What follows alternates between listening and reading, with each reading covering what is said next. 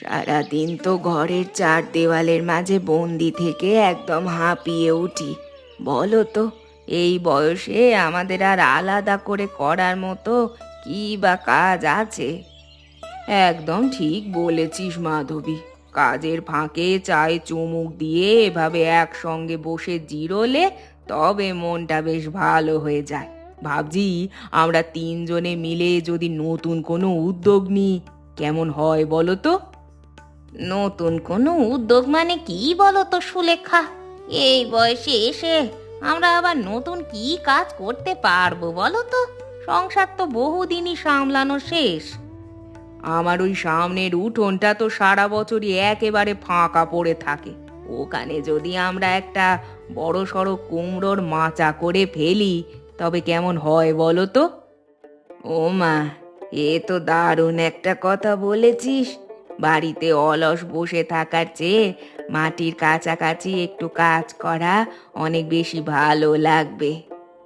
আইডিয়াটা মন্দ বলিসনি রে। নিজেদের হাতে চাষ করা টাটকা কুমড়ো খাওয়ার মজাই তো একেবারে আলাদা হবে। বেশ ভালো একটা শখও পূরণ হবে। কিন্তু সবচেয়ে বড় সমস্যা হলো, এত ভারী ভারী বাঁশ দিয়ে এই মাচাটা তৈরি করে দেবেটা কে বলতো? আমাদের দিয়ে তো আর ওসব হবে না। তা তো বটেই। আমাদের এই বয়সে তো আর অত শারীরিক শক্তি নেই যে শক্ত করে বাঁশ পুঁতে একটা মাচা তৈরি করব। আরে সেসব চিন্তা তোদের করতে হবে না একেবারেই। কাল তো রমেশের ছুটির দিন, ও সারাদিন বাড়িতেই থাকবে। আমি ওকে বললেই ও সানন্দে করে দেবে। রমেশ তো এমনিতেই খুব ভালো আর সাহায্যকারী ছেলে। ও যদি নিজের হাতে মাচাটা বানিয়ে দেয়, তবে তো আমাদের কাজ অনেকটাই সহজ হয়ে যাবে। তাহলে তো আর একটুও দেরি করা ঠিক হবে না। কাল সকালেই ওটা তৈরি করিয়ে ফেলে আমরা গাছ লাগানোর প্রস্তুতি শুরু করে দেব। বেশ, তবে এটাই চূড়ান্ত সিদ্ধান্ত হলো। আজ রাতে বাড়ি ফিরে আমি রমেশের সাথে কথা বলে সব পাকা করে নিচ্ছি। দেখিস আমাদের কুমড়ো চাষ কেমন জমে উঠবে। কি রে বাবা, সারাদিনের অফিস সেরে আজ তো বেশ ক্লান্ত লাগছে তোকে। চুপচাপ শুধু খাবার খেয়ে যাচ্ছিস যে বড়। না মা, তেমন কিছু না। অফিসের কাজের চাপ তো একটু থাকেই, তাই খাওয়ার সময় এমনিই চুপ থাকি। আচ্ছা শোন তো বাবা, কালকে রবিবার, তুই তো সারাদিন বাড়িতেই ফাঁকা আছিস তাই না? আমাদের একটা ছোট কাজে একটু সাহায্য করতে পারবি কি? এ আবার কেমন কথা বলছো মা? বলো না কি করতে হবে। তোমার যে কোনো কাজ আমি হাসি মুখে করে দেব। আর বলিস না কেন বাবা, সুলেখা কাকিমাদের ওই বড় উঠোনটাতে আমরা সবাই মিলে একটা কুমড়ো চাষ করার পরিকল্পনা করেছি। তুই যদি একটু কষ্ট করে ওদের উঠানে কুমড়োর মাচাটা বেঁধে দিস, বড় উপকার হয়। আরে এই ব্যাপার, এ তো খুব আনন্দের কাজ। আমি কালকে সকালেই ঘুম থেকে উঠে সবার আগে সুলেখা কাকিমাদের উঠানে বাঁশ দিয়ে মজবুত মাচাটা বেঁধে দেব। সত্যি বলছিস তো বাবা? আমাদের এই তিনটে মহিলার তো আর অত বড় মাচা একা হাতে বাঁধার মতো গায়ের জোর নেই। তুই করে দিলে আমাদের অনেক বড় ঝামেলা মিটে যায়। তুমি একটুও ভেবো না মা, আমি যখন কথা দিয়েছি তখন ঠিক সময়ে সব তৈরি করে দেব। তা হঠাৎ এই কুমড়ো চাষের ভূত মাথায় চাপলো কেন বলো তো? আর বলিস না কেন বাবা, সারাদিন তো আমরা বাড়িতে অলস বসে থাকি। তাই ভাবলাম একটুখানি চাষবাসের কাজে হাত লাগালে এই বয়সে অন্তত সময়টা একটু ভালো কাটবে। আরে হ্যাঁ হ্যাঁ, একদম ঠিক ভেবেছো তো তোমরা। ঘরে অলস বসে থাকবার চেয়ে নিজেদের মতো একটু ছোটোখাটো চাষবাস করলে মনটা বেশ ভালো থাকে। বাহ রে রমেশ, তোর হাতের কাজ কি সুন্দর! ঠিক সময় এসে মাচাটা বানিয়ে দিচ্ছিস। আরে সুলেখা কাকিমাই আবার কেমন কি? মা যখন একবার বলেছে তখন আমি ঠিক মজবুত করে বেঁধে দেব। শুধু মজবুত হলে হবে না বাবা, মাচাটা একটু উঁচুতে করিস, যাতে গাছগুলো লতিয়ে উঠতে পারে। একদম ঠিক ধরেছেন অঞ্জলি কাকিমা। আমি মাপে মাপে বাঁশগুলো এমনভাবে পুঁতছি যাতে দারুণ ব্যালেন্স পায়। আর কতক্ষণ লাগবে বাবা তোর এই মাচা বাঁধা শেষ করতে? রোদে আরো কষ্ট করিস না। ব্যাস মা, আর একটুখানি বাকি। এই তো শেষ কটি গিট দিলেই আমাদের এই চমৎকার মাচা তৈরির কাজ শেষ। সত্যি বলছি রমেশ, তোর হাতের গুণ আছে। এত সুন্দর মাচা আমাদের পাড়ার কারুর নেই। এই তো একেবারে পাকা কাজ হয়ে গেছে। এবার আপনারা গাছের চারাগুলো এর নিচে বসিয়ে দিতে পারেন। গাছ তো আমাদের আগেই তৈরি আছে রে। তুই মাচা শেষ করলি আর আমরা এখনই লতাগুলো ছড়িয়ে দেব। চট জলদি গাছের ডালগুলো মাচায় তুলে দিয়ে গোড়ায় একটু ভালো করে জল ঢেলে দিতে হবে। রাঘু কাকা, জানেন তো আমাদের গ্রামের ওই পেছনের দিকে মাধবী কাকিমা মিলে চমৎকার একটা কুমড়ো চাষ করেছে। কি বলিস কি রে অয়ন? ওরা আবার কবে থেকে কুমড়ো চাষ শুরু করলো রে ভাই? আরে কাকা, কি দারুণ বড় বড় সাইজের কুমড়ো ফলেছে। আমি তো ভাবছি কখন বিক্রি করবে, তখন ওগুলো আমি কিনে নেব। বাহ, বেশ তো। বাড়িতে অলস বসে থাকবার চেয়ে নিজেদের মতো একটু কিছু করা তো সবসময় ভালো। হাটে নিয়ে গেলে ওই কুমড়োর বেশ ভালো দাম পাওয়া যাবে কাকা। আমার দোকানের জন্য বেশ লাভজনক হবে জিনিসগুলো। তা ঠিক বলেছিস। তবে ওরা যে চাষ করেছে কথা তো আমি জানতামই না রে। তুই নিজের চোখে দেখেছিস নাকি? হ্যাঁ কাকা, গতকাল ওই রাস্তা দিয়ে যাওয়ার সময় হঠাৎ চোখ পড়ল মাচার উপর, দেখেই তো আমার তাক লেগে গেছে। মানুষ চেষ্টা করলে যে কোনো বয়সেই ভালো কিছু করতে পারে, এটাই তার বড় প্রমাণ। মন দিয়ে করলে ফল তো ভালো হবেই। সেটাই তো বলছি কাকা, আমি ভাবছি দু একদিনের মধ্যে রমেশের সাথে একবার কথা বলে দেখব। মাচায় তো অনেক কুমড়ো ধরেছে। বেশ তো, রমেশের সাথে কথা বলে দেখিস। ওদের বাড়ির সবাই মিলে যখন এত কষ্ট করে ফলিয়েছে, নিশ্চয়ই ভালো কিছু করবে। হুম, আজকে অফিস যাওয়ার পথে বা অন্য কোনো সময়ে একবার রমেশকে ধরে দামের কথাটা পাকা করে নেব। ঠিক আছে ভাই, ওদের জানাও কেমন ফল হলো। আমাদের এই গ্রামের মাটিতে একটু যত্ন নিলে কত কিছুই তো ভালো হতে পারে। সেটাই তো। তা কাকা, আপনি ইদানিং অনাথ আশ্রমের কাজ কেমন সামলাচ্ছেন? বাচ্চাগুলো সব ঠিকঠাক আছে তো? হ্যাঁ বাবা, ওপরওয়ালার কৃপায় সব ঠিকঠাকই চলছে। ওদের মুখের হাসি দেখলে সমস্ত ক্লান্তি নিমেষে দূর হয়ে যায়। আপনি যা সামাজিক কাজ করছেন তা সত্যি প্রশংসনীয় কাকা। আমাদের গ্রামের সবাই আপনাকে নিয়ে গর্ব করে। আরে ধুর পাগলা, গর্ব করবার মতো এমন আর কি করলাম? নিজের সাধ্য মতো মানুষের সেবা করবার চেষ্টা করছি মাত্র। সেবা করাই সবচেয়ে বড় ধর্ম কাকা। আচ্ছা, আজকে আমি তবে উঠি, দোকানে একটু কাস্টমার দেখবার সময় হয়ে গেল। হ্যাঁ হ্যাঁ, যাও বাবা, সাবধানে দোকান চালাও। আমারও এইদিকে একটু আশ্রমের দিকে ফেরবার সময় হলো। এত তাড়াহুড়ো করিস না বাবা রমেশ। 10 মিনিট দেরি হলে তো অফিসের এমন কিছু ক্ষতি হয়ে যাবে না। না গো মা, আমাদের অফিসে টাইমের কড়াকড়ি বড্ড বেশি। টাইমে না পৌঁছালে স্যারের বকুনি খেতে হবে। অসুলেখা, একটু বাইরে বেরিয়ে আয় তো দিদি। ঘরে একা একা ভালো লাগছে না। কি ব্যাপার মাধবী, আজ এত সকালে আমাদের বাড়ি? ডাকছিস কেন রে? রমেশ তো ঝড়ের বেগে অফিস চলে গেল। ভাবলাম তোদের ডেকে একটু মাচার কাছে দাঁড়াই। কুমড়ো কটা তো বেশ বড় হয়েছে। সত্যি বলছিস মাধবী? লতাগুলোর ফাঁকে ফাঁকে গোল গোল কুমড়ো ঝুলে রয়েছে। দেখতে যে কি সুন্দর লাগছে। গাছগুলোতে অনেক বড় সাইজের কুমড়ো ধরেছে। বল তো দিদি, এই কুমড়োগুলো দিয়ে এবার আমরা কি করব? অয়ন অয়ন তো সেদিন বলছিল কুমড়ো কেনার কথা, কিন্তু আমাদের পরিবারে তো এমন কিছু অভাব নেই যে এগুলো বেচতে হবে। ঠিক কথা বলেছিস মাধবী। এমনিতেই আমাদের সংসার দিব্যি চলে যায়। এই কুমড়ো বিক্রি করে কটা টাকা পাওয়া বড় কথা নয়। তবে শোন, আমার মাথায় একটা দারুণ বুদ্ধি এসেছে। আমাদের এই পাড়ার পাশেই তো রাঘব কাকার অনাথ আশ্রমটা রয়েছে। অনাথ আশ্রমের কথা বলছিস? সেখানে এই কুমড়োগুলো দিয়ে কি হবে রে অঞ্জলি? খুলে বল তো শুনি। আমরা যদি এই কুমড়োগুলো বিক্রি না করে সোজা অনাথ আশ্রমে দান করে দিই, তবে কেমন হয় বলতো? ওমা, এ তো 100 বার ভালো কথা বলেছিস। বাজার থেকে টাকা কামানোর চেয়ে এ কাজ অনেক বেশি পুণ্যের হবে।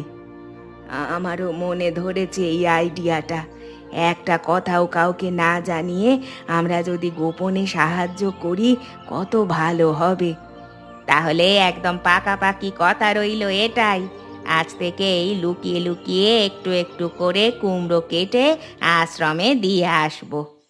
হ্যাঁ, কোনো হইচই করার দরকার নেই।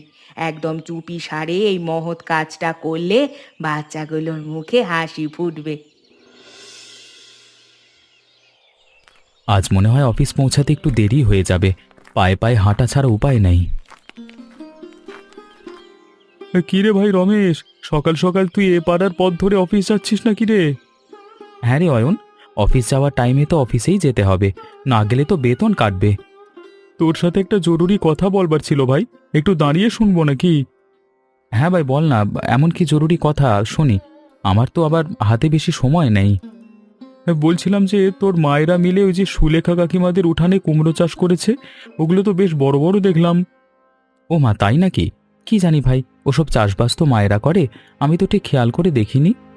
ওই কুমড়োগুলো যখন পেকে যাবে তখন বা বিক্রি করবার মতো হবে, আমাকে দিবি নাকি বলতো? আমি মোটামুটি একটা ভালো দাম দিয়ে দেব। দেখ ভাই, তুই বললি ঠিক কথা, কিন্তু এই গাছগুলো তো শুধু আমার মা একা লাগায়নি, তাই না? জানি তো। কাকিমা ছাড়াও সুলেখা আর অঞ্জলি কাকিমাও আছে, তাতে কি হয়েছে? দাম তো তোদের হাতেই আসবে। ব্যাপার তা নয় ভাই। ওরা ওই কুমড়ো দিয়ে কি করবে বা কিভাবে বিক্রি করবে, আমাকে তা কিছু জানায়নি। একবার মাকে জিজ্ঞেস করে দেখতে পারিস না ভাই? আমার দোকানের জন্য টাকাটা, মানে টাটকা কুমড়ো খুব দরকার আর কি, বেশ ভালো দামে কিনে নেব। ঠিক আছে ভাই, আমি বাড়ি ফিরে মায়ের সাথে একবার কথা বলে দেখব, ওরা কি বলে, তারপর না হয় তোকে জানাবো। বেশ, তাহলে কথাটা মাথায় রাখিস তো ভাই, আমার দোকানের ব্যবসায় বেশ ভালোই সুবিধা হবে তাহলে। আচ্ছা ঠিক আছে, আমি মাকে জিজ্ঞেস করে তোকে খবর দেব। এখন আমাকে ছাড় ভাই, অফিসে পৌঁছাতে হবে তো। ঠিক আছে ভাই, আর দেরি করিস নে, তুই তোর অফিসে যা। এই নিন রাঘব বাবু, আমরা যে কথাগুলো বলেছিলাম ঠিক সেই মতোই এই কুমড়োগুলো আপনার হাতে তুলে দিচ্ছি। ও মা, বলিস কি অঞ্জলি বোন, এগুলো তো এতগুলো আস্ত কুমড়ো হঠাৎ তোমরা আমার এই আশ্রমে এনে হাজির করলে যে বড়। হ্যাঁ রাঘব বাবু, আমরা অনেক ভেবে চিন্তে এটাই ঠিক করেছি যে এই সুন্দর কুমড়োগুলো আপনাদের আশ্রমের কাজেই লাগবে। তবে একটা কথা আপনাকে কিন্তু খুব ভালো করে মনে রাখতে হবে রাঘব বাবু, এই কুমড়ো দেওয়ার ব্যাপারটা যেন গ্রামের আর 5টা মানুষ ঘুণাক্ষরেও টের না পায়। সে কি কথা বলছেন মাধবী বোন, আপনারা এত বড় একটা ভালো কাজ করছেন আর আমি সেটা কাউকে জানতে দেব না কেন বলুন তো? একদম ঠিক ধরেছেন। আমরা মোটেও চাই না যে গ্রামের কেউ জানুক আমরা গোপনে এভাবে আপনাদের সাহায্য করছি। আমাদের কোনো প্রচারের দরকার নেই। আপনাদের এই অন্তরের উদারতা দেখে সত্যি আমি বাকরুদ্ধ হয়ে যাচ্ছি। আপনারা নিঃস্বার্থভাবে যা করছেন তার ঋণ কোনোদিন শোধ করবার নয়। ধন্যবাদ জানানোর আবার কি আছে বলুন তো রাঘব বাবু, এটা তো মানুষের প্রতি মানুষের সাধারণ কর্তব্যের মধ্যেই পড়ে। এর মধ্যে আলাদা করে ধন্যবাদ কিসের? ঠিক বলেছে সুলেখা, আপনি যেমন প্রতিদিন নিজের কাঁধে এত বড় দায়িত্ব নিয়ে এই আশ্রমের অনাথ শিশুগুলোর দেখভাল করছেন, আমরাও না হয় একটু আমাদের মতো করে সাহায্য করলাম। আপনাদের এই মহান মন বড় কম মানুষেরই থাকে। গ্রামের এই অবহেলিত শিশুগুলোর মুখে হাসি ফোটাতে আপনারা যা করলেন, ওপরওয়ালা আপনাদের মঙ্গল করুন। আমাদের কথা শুধু এটুকুই মনে রাখবেন, এই দানের কথা যেন গ্রামে জানাজানি না হয়। আমরা চাই না লোক জানাজানি হোক। একদম চিন্তা করবেন না আপনারা, আমার মুখ থেকে একটি কথাও বাইরে বের হবে না। আপনারা যা চান ঠিক সেভাবেই সবকিছু গোপন থাকবে। তাহলে আজ আমরা আসি রাঘব বাবু, ঘরে অনেক কাজ বাকি পড়ে আছে, আর দেরি করলে বৃষ্টি দেখাবে। হ্যাঁ, আমরা এখন ঘরে ফিরছি। আপনি নিশ্চিন্তে এই কুমড়োগুলো আশ্রমে রান্নাঘরে পাঠিয়ে দিন, যেন ছোট ছোট বাচ্চাগুলো পেট ভরে খেতে পারে। আপনাদের এই অমূল্য দানের কথা আমি সারা জীবন মনে রাখব। সাবধানে বাড়ি ফিরে যান আপনারা তিনজন।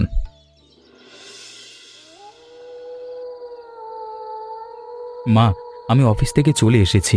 আজকে একটু দেরি হয়ে গেল, আমাকে একটু জল আর খাবার দিও তো।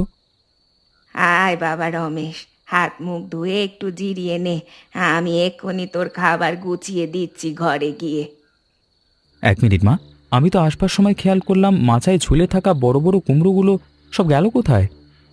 সে তোদের এত কিছু সব জেনেই বা কি হবে বল? ওটা আমাদের একটা একান্ত গোপন ব্যাপার, তোদের সব কথা বলা যাবে না। এ আবার কেমন কথা কাকিমা? তোমরা কুমড়ো চাষ করলে আর সেগুলো হঠাৎ গায়েব হয়ে গেল আর আমি জানতে পারলাম না। তোমরা কি কুমড়োগুলো বিক্রি করে দিলে নাকি?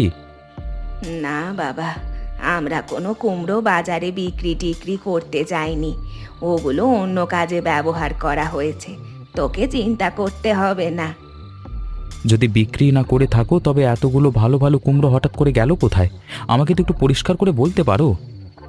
একদম না, তোদের কাউকে কিচ্ছু বলা যাবে না। এটা পুরোপুরি আমাদের তিনজনের ব্যক্তিগত সিদ্ধান্ত। এর বেশি তোকে কিচ্ছু জানানো সম্ভব নয়।